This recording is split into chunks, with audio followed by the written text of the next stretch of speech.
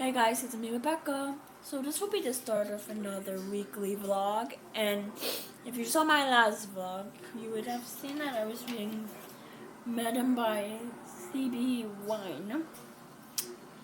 I just finished it and I liked it. I thought it was interesting how Rose just kept fighting against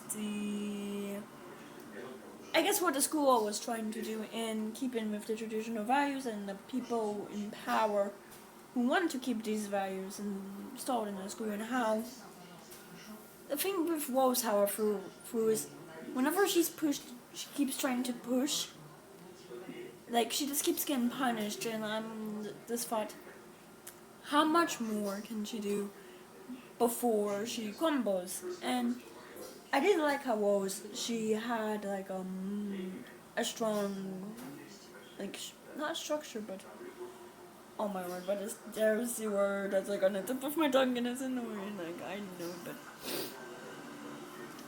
but she just keeps trying to help these girls and teach them. And I didn't like how ancient Greek came into play here. How you would get sections about women in Greek mythology, whether they were real or mythical people, and what has been done to these women because of men, and how these women were punished because of the actions of men, and how they were able to get power back in their own way, even though the girls might thought they were questionable ways. And it doesn't seem like until we get the point with Medusa that it almost breaks something in these girls and makes them kind of realize they have to do something. And we see this slow progression of this, especially with Rose's 4th years, who try to help her and who are actually start to question things. And we see Rose, how she's learning she does have a lot to lose. Like her mother's in the hands of the school, and we see how her health is gradually getting worse, where it seems before her health was stable, and the school knows about accusations against Rose's father that led him to kill himself, and Rose is adamant that he was innocent of these accusations, and because of what he did, well, it's a bit questionable if he actually was. And so, and she and her mother did a lot of work to protect his reputation, and if she doesn't do what the school wants her to do and comply to it, well, she'll end up in the same fate. And it's not only certain staff members, like it's also a couple of the students who are trying to make things difficult for Rose. And we see like people with Clarissa, how she tries to ruin a friendship Rose had because she thought she had a thing for a teacher, and it wasn't that. And we see how she did have a couple teachers on her side, but she pushed them away. And all of this led up to Rose to planning really to try and run away, get away from the school. And on the night of the summer ball, 3 of her 4th years tried to help her, tried to protect her as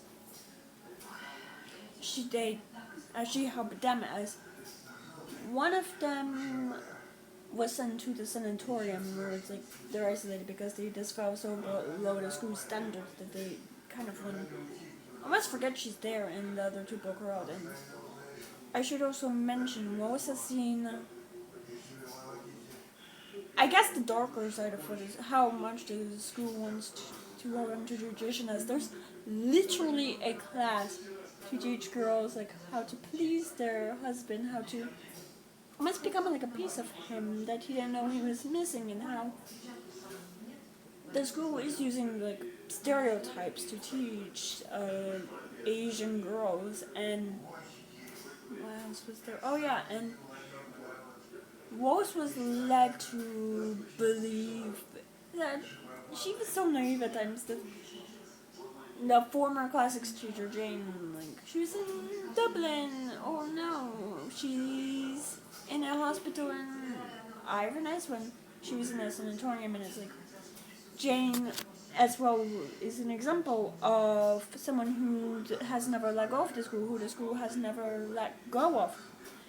And with the girl Nessa, who was in a sanatorium, her two friends broke her out and they wanted to help Rose. And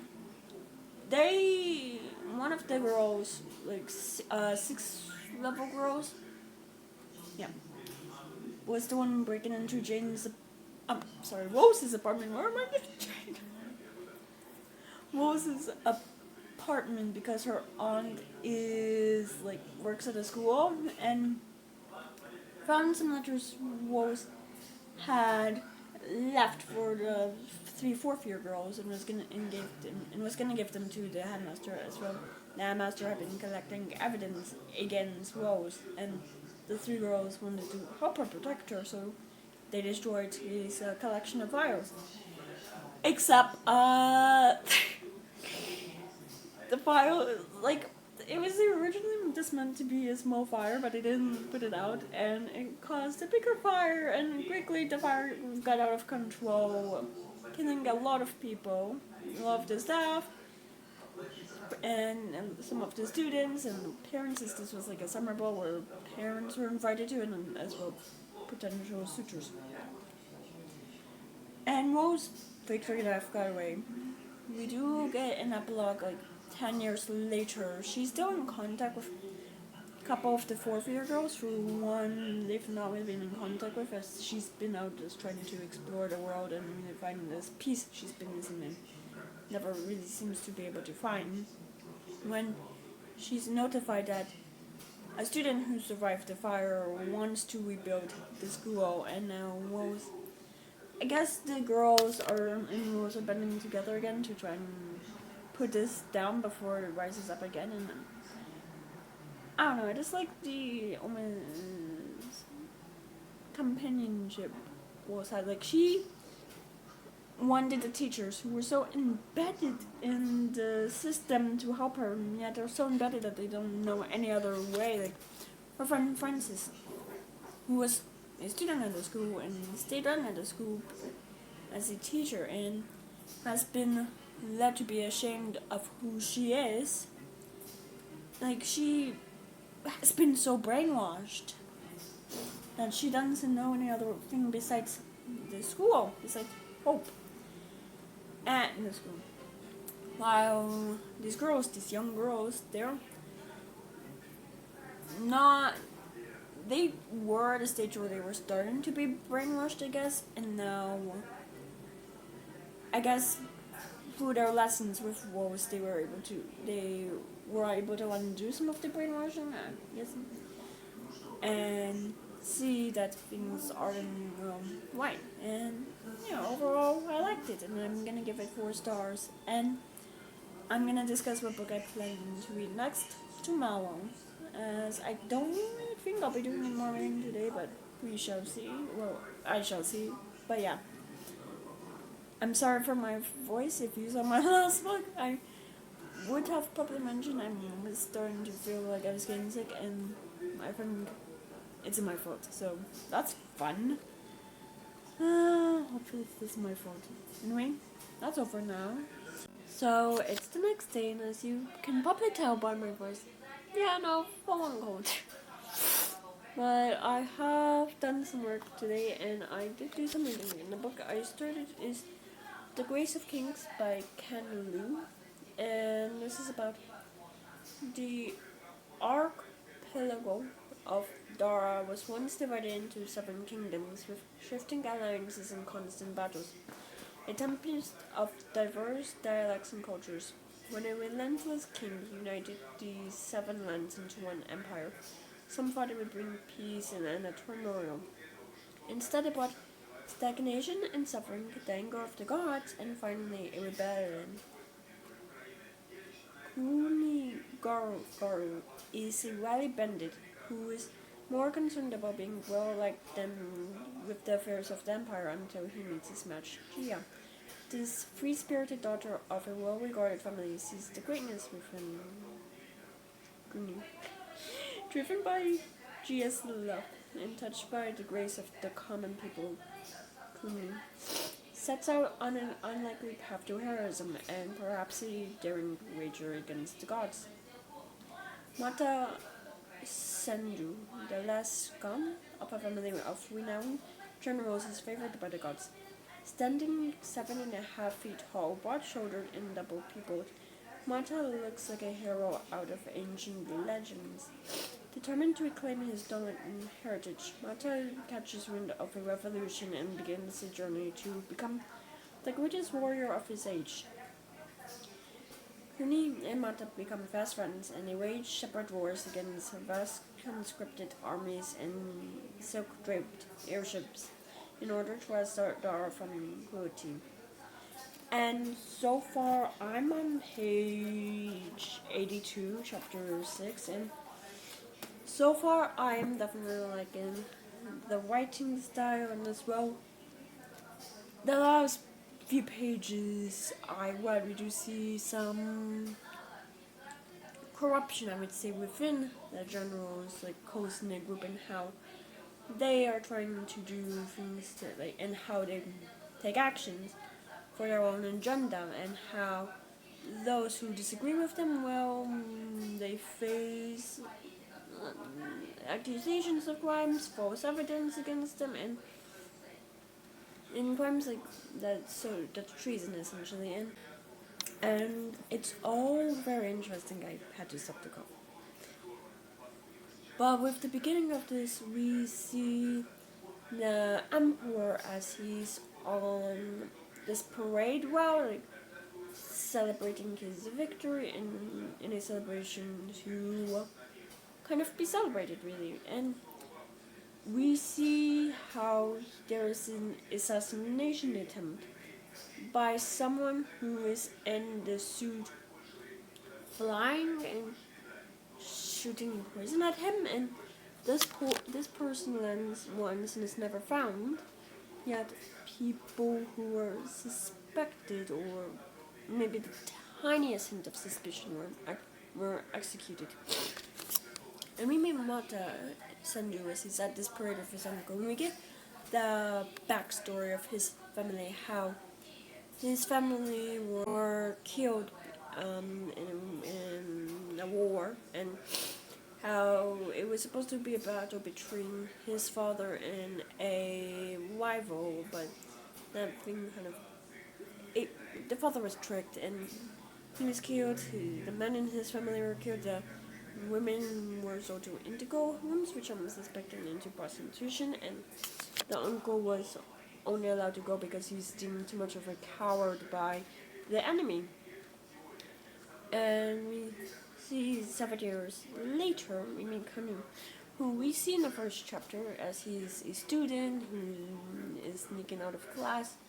He's skipping class, really, to go to the parade with his friend, and 7 years later he's kicked out of the university for constantly doing appreciating the professors, buttons, and disagreeing with his interpretation.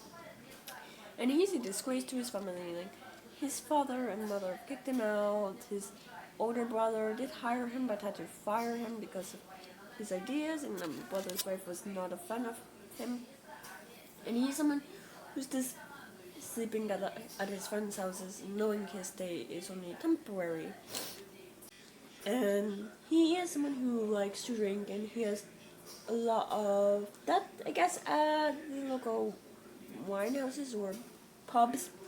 But he's charming as well. He knows he's bringing in a lot of business, so he can say, "Oh, if I don't come back here, you'll lose business," or a thing. And he meets Gia as he's trying to sneak into a party, the mayor's party, and she happens to be the daughter of the mayor, and we see how the two grow close and develop, eventually get married, and Gia's her family's trying to set her up in a good marriage, and she isn't happy with anyone the matchmaker finds, and well, she finds Garo, and she kind of turns him into someone who's a bit more respectable, as he does now have a job, as he got a job in the city council to try and earn money for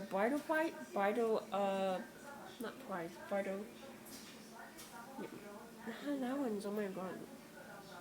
And he quickly becomes tired of it, and Jihad reminds him constantly, this is only temporary.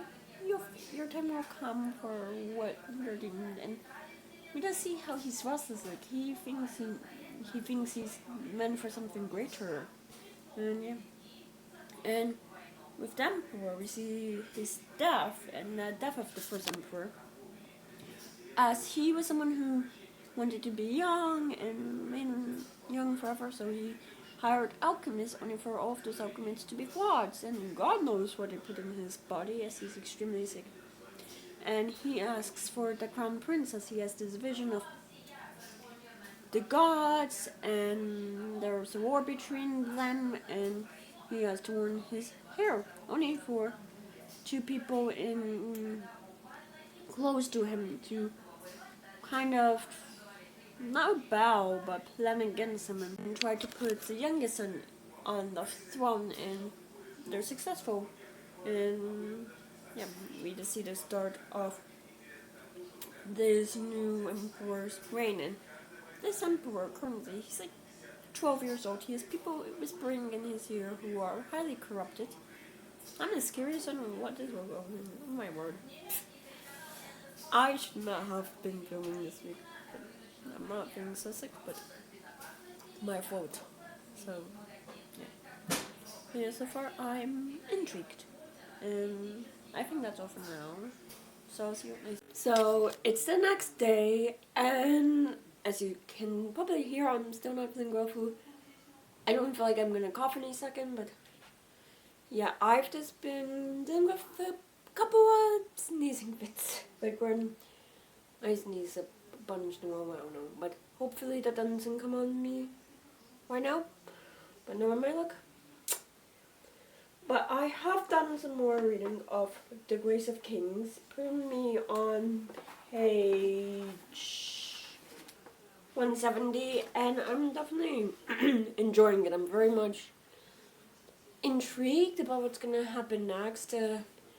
We are introduced to two more characters, Huno Kirmia and Zopa Shigen, and they are assigned like hard labor. The new emperor wants to build some tunnels in this museum for his father, and are forced to do the labor. And we see how they discover this fish that inside it has this prophecy that Huno Kerma will be king and whatnot. And we see how there are rebellions happening through the empire, how the former separate states are trying to reclaim the power from the empire, and really have deemed themselves like separate, have put on their own kings and whatnot, and how Hyro becomes king in a way who it's more like of a joke of a title essentially, and he does admit that he and Supo did put that prophecy in the fish, and we see, oh my word, why am I so bad with names? Hyro, I want to say? Yeah, Huno, oh my word. He is assassinating anyone who's trying to tell a story that's different from the one he once told, and that's something I like in this, is that the way legends, I guess, are being written, and how stories are being written, and how those who have the power, those who have the ability, are ensuring that the story they want told is told the way the story is told by killing people who disagree with them and manipulating them and scaring them and forcing them to agree. It's interesting. And we also see Kanu, how he's in charge of taking these prisoners to the capital, I believe it was, so they can serve and work in hard labor. And he has 50 prisoners with him. He falls asleep. 15 are left. Like, he's someone who's just so flipping nice. Like, he left them uncuffed, like, just to show, oh, when, like, oh, I'm gonna be nice to you, and you show that you're loyal enough, or things like, and he's like, I'm gonna be in so much trouble, so I'm gonna be abandoned. And we do see, like, it does affect him in a sense. His family cut him off, his in-laws cut off their daughter, his in-laws cut out their daughter, his wife, thinking that she endorsed this. And I do like, he does see the uglies of it real quick when he loses people who were loyal to him, feeling like he failed them. Like, he only saw the fantasy, he didn't really think of the reality, and that's something I do like. And we see how he becomes a duke of this state, and he's not the brightest, but he's trying his best. And I do very much like, his wife,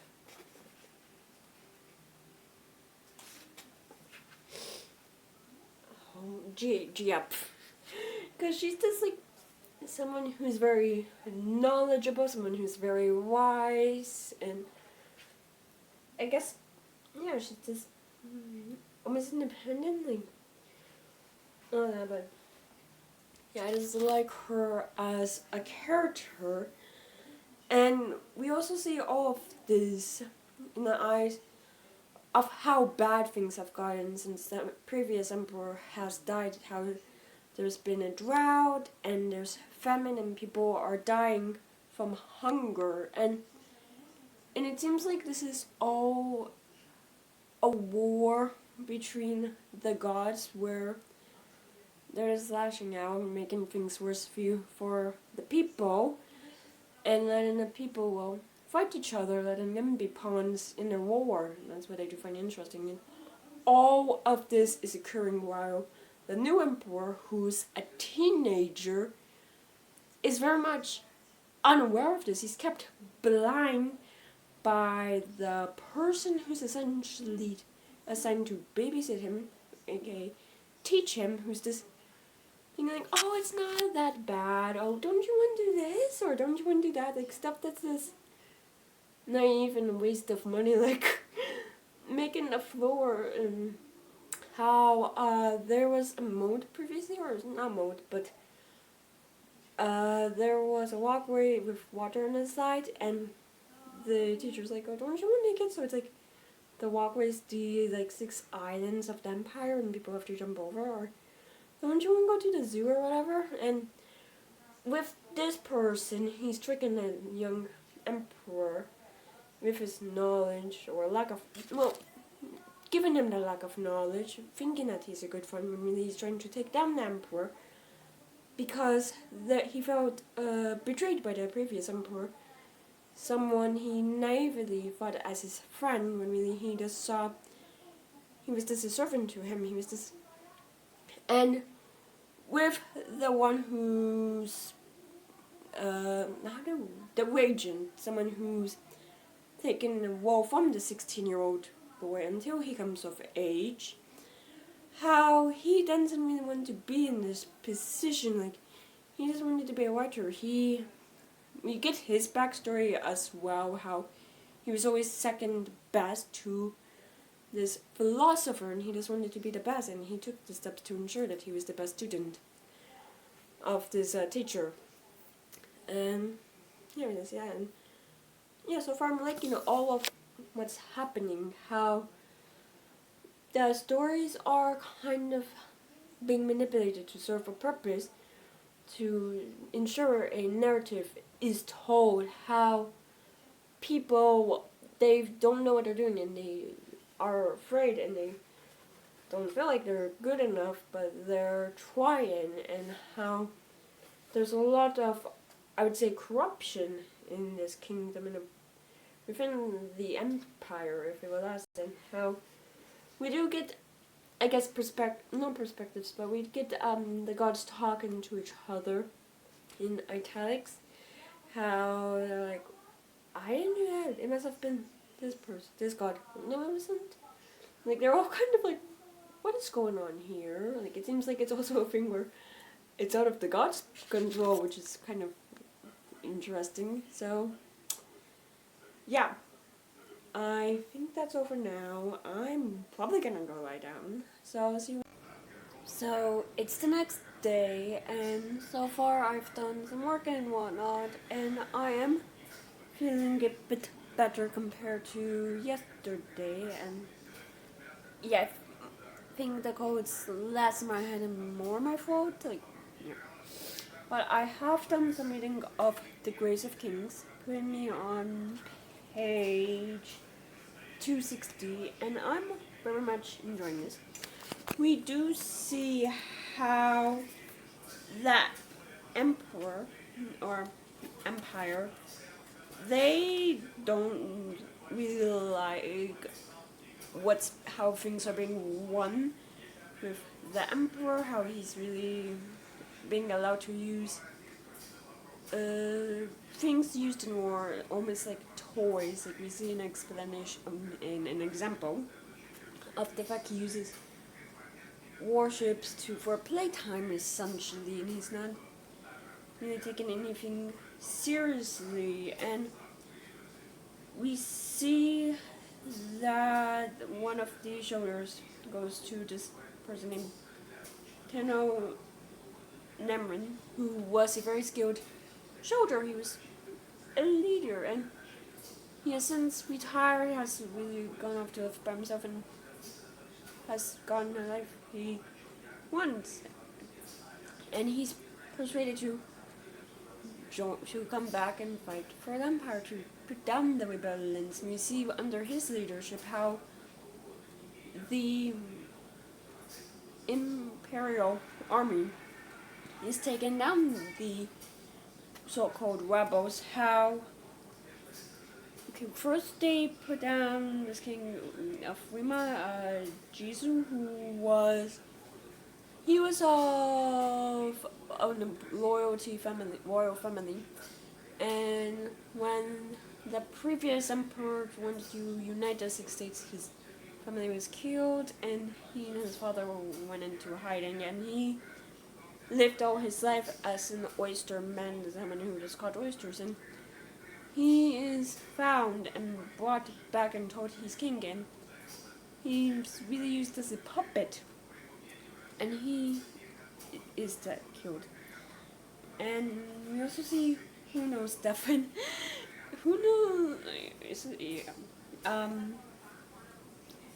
how for him it wasn't really the Emperor army who killed him. They sieged his city and he tried to get away, but he happened to be the horse he was on was led by someone who was not a fan of him and killed him. So, and we see Kuni how he goes back to his city after being away, and someone in his military kind of not offended him but betrayed him, and was scared that the Imperial army would come, and kind of was like, we surrender already. So he had no choice but to go to the side news to try and talk to Finn and his nephew Mata. And we see how Kuni and Mata, they become very fast friends, and something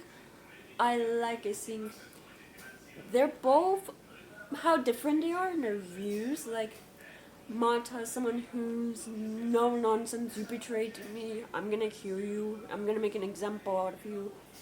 And he just sees the good in people. He knows their intention, and he knows people are afraid. Like he's been in the shoes of the everyday people, and he's been the lowest of the low. He's made horrible decisions, but he can't help but he's just incredibly friendly. And we see how the two become fast friends, almost like brothers. And how they fight to protect Zulu, which I believe is the town that New is the Duke of.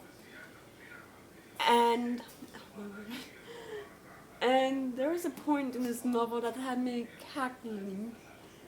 The Emperor army, they come to the gates of the city and try to take Sage, and they're unable to put down the soldiers, so they want to literally burn down the gates with these fire wagons. And someone had a bright idea of just urinating on these dragons to put them out, because they don't really, they did get a not,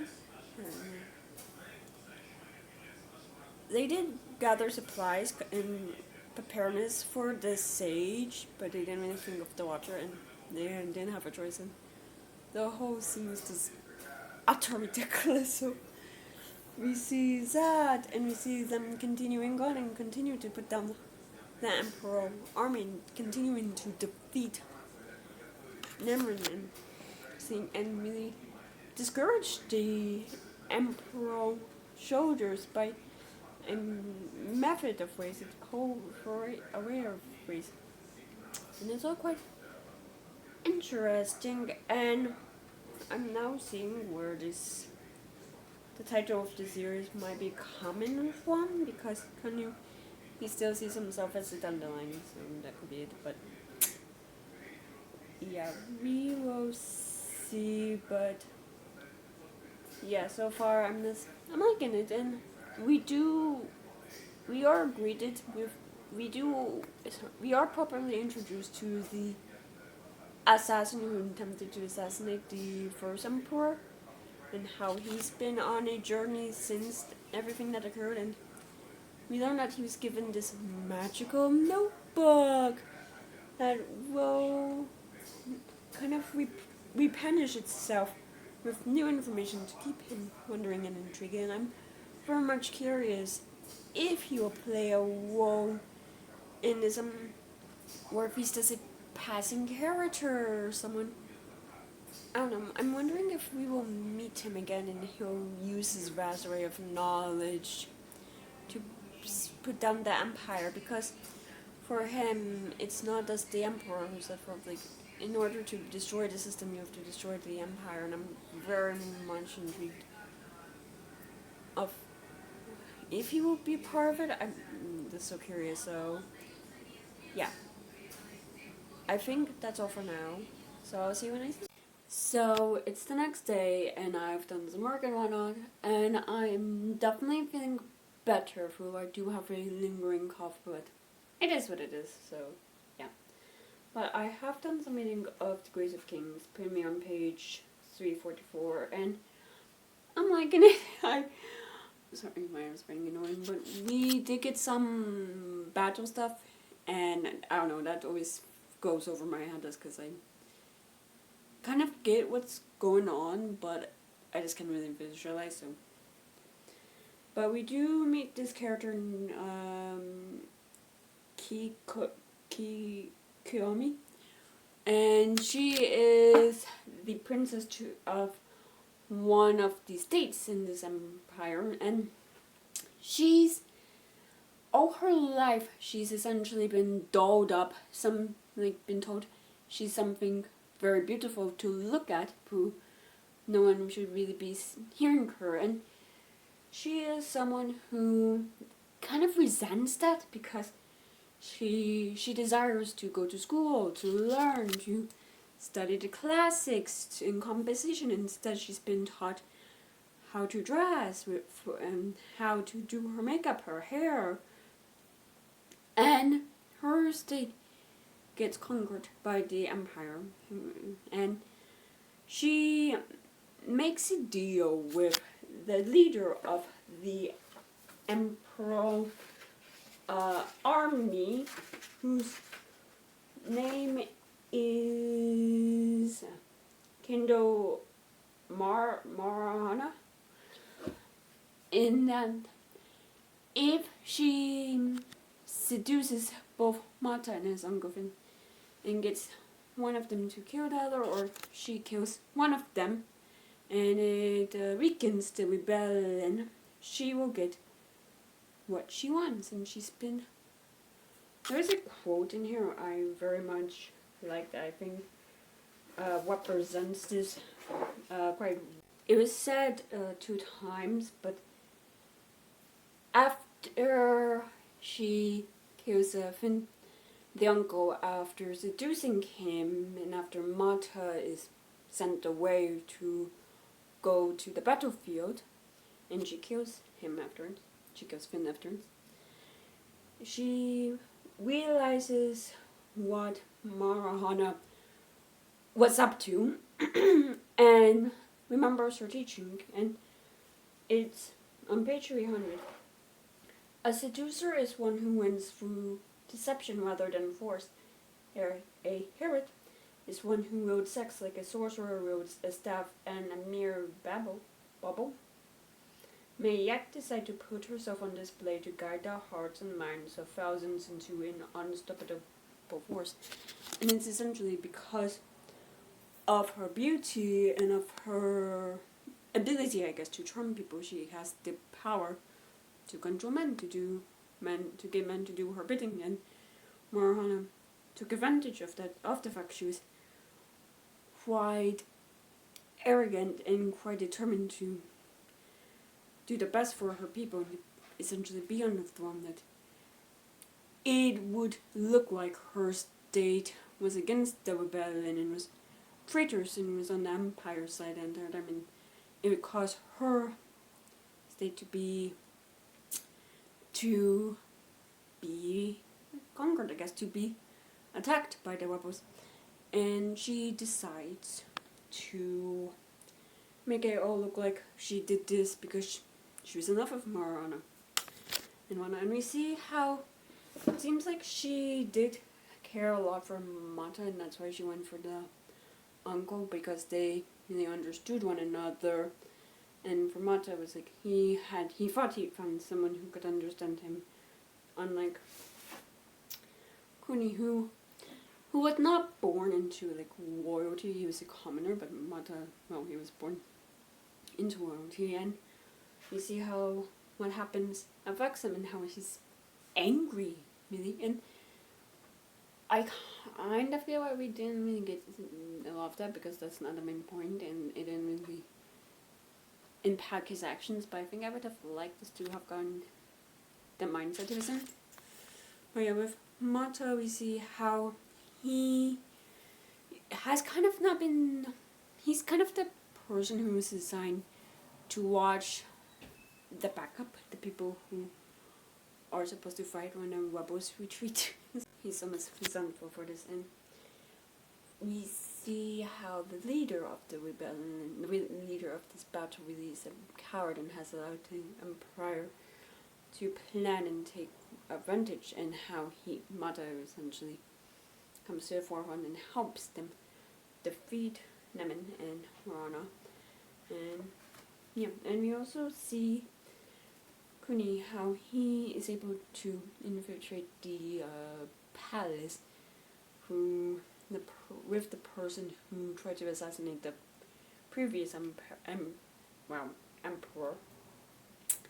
And he's able to kind of not attack, but kind of get the current emperor to almost surrender and make his guards put his weapons down. So yeah, I'm just, I guess, curious to see what will happen next. Like, I'm liking this novel a lot, and yeah, I know I'm just taking my time with it because it's definitely one that I don't want to rush. So yeah, I'm liking it so far. So yeah, I think that's all for now. So it's the next day, and I just got back from running a bunch of errands and whatnot. I did my grocery shopping, and yeah, this is a long day. And I did do quite a bit of reading of Grace of Kings, putting me on page 444. And again, I'm intrigued. But we see how this war is getting to Camus and Mata. Mata, he's had a lot of victories, and he's becoming extremely arrogant, being able to prove that he's able to do what he's doing conquests and take down the empire and bring honor back to his family name. And as well, we see Mata especially become extremely distrustful because he feels betrayed by Princess Kikomi, and something happens that leads to him feeling like Kuni betrayed him essentially, and like Kuni knew of his plans to take down the empire, to go through the emperor and really deform him, and he feels like Kuni's taken his dreams, and he just loses trust in him, and it's like we see how much of the trust is lost in the sense they're no longer brothers anymore, that trust is just no longer there. And with Kuni, we see how this war impacts him. Like, after he deforms the emperor, he allows the imperial soldiers to enact in the city and cause chaos and whatnot, and it's really so he can gain trust in the people living there. But also we see him caught up in the fantasy of being king, of being emperor, having all these women around him and whatnot, and it takes his friends for him to wake up from his fantasy and realize what's wrong with that and whatnot. And we also see Gia, how she's becoming restless. Like, she doesn't know where her husband is, she doesn't know if he's okay, she feels extremely alone, running the household, taking care of her son, and as well she is frightened, and she also betrays him by sleeping with a friend of his, and I thought I'm just blinking out on the name. It's like something with an O. 1 minute, please.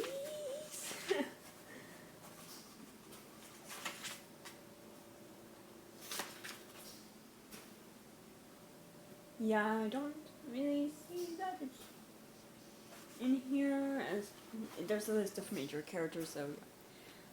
But also she does get this new, I guess, not servant, but someone who runs the household named Soto, who is very wise and very wisdom, and Soto isn't very open about her past, so I'm quite curious about that. But we see how this war has taken a toll on the marriage between Kumi and Gia, which is something I find interesting, the way war can just test the relationship of any kind. Like, we see how it's not teaching, but it's like, I just said that word, oh my god, but how it's testing the relationships around of people involved. Like, we see Kuni and Mata, how they became close friends extremely fast, and how it's testing them, how Gia and Kuni, even with all of what Kuni did to kind of allow Gia's family to marry him, and it's been tested, and it's all quite interesting. And we see Mata, how he's not a good leader, it seems like the way he's dividing the states is just not in a very good way, apparently, and it doesn't make sense. Like, he's only put in people who's loyal to him in charge, and not people who know how to run like cities and whatnot. So it's this causing chaos, and we see him essentially hold Kuni prisoner, by having him on an island where Marana will be able to keep an eye on him, and as well essentially holding Gia and the children hostage to ensure that Kuni behaves himself, essentially. And I'm curious to see how that blows up in their faces. But yeah, we see Kuni and Gia come to us, I guess, about her affair and whatnot, and we see, and they talk, like, Gia, she can't only worry about everyone else. I mean, she's a mother and she's a wife, so she has to worry about her family, or she wants to. It's this, not her duty, but I guess her desires to take care of those she loves, and she's not able. She's not able to think of everyone in the world. But yeah, I am curious, like I've said, on how that goes, and yeah, there's just a lot of conversations that are interesting in the sense of what Kuni is about to do next, because she's essentially telling him to behave, to play the role that Mata's assigned to him, and essentially make it look like he's behaving, like take on a second wife, like make Mata think he's doing what he's supposed to be doing and whatnot. So yeah, I don't know. I just really like seeing the love between Gia and Kuni. Like they understand one another and they kind of get one another, and when they actually talk, and it seems like Soto tells Gia that she has her own power, that the poets only told the tales that were that not convenient to them, but allow them to control a narrative, allowed certain people to be put in more powerful positions, and cause certain women to be kind of put down and below them, if that makes sense. And it's like Gia to tell her own story, or to try and write her own story, and it's all very much interesting. So yeah, I'm liking it. And I think that's all for now. I'm quite tired. So it's the next day, and I've done some work and whatnot, and I have done quite a bit of reading of The Grace of Kings, putting me on page 526, and I don't know why I keep wanting to see him liking it, but we see, oh my god, he's struggling really a bit, like,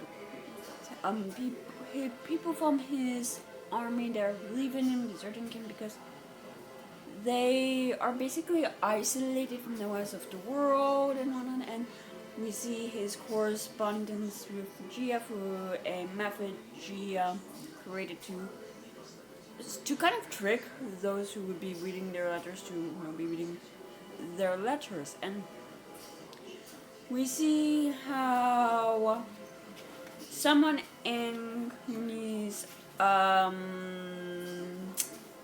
service, or his, I guess, routine, Kodo, he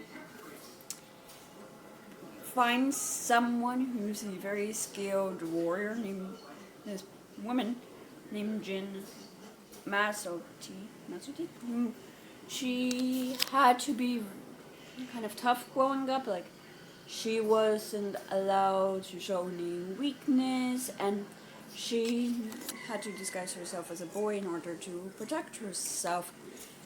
And she learned to fight, and she, through experiences, became very intelligent in figuring out how, like, what moves to make, and how to think of what moves to make to ensure success. And she becomes the marshal of Dasu, training their shoulders, basically whipping them into shape. And alongside that,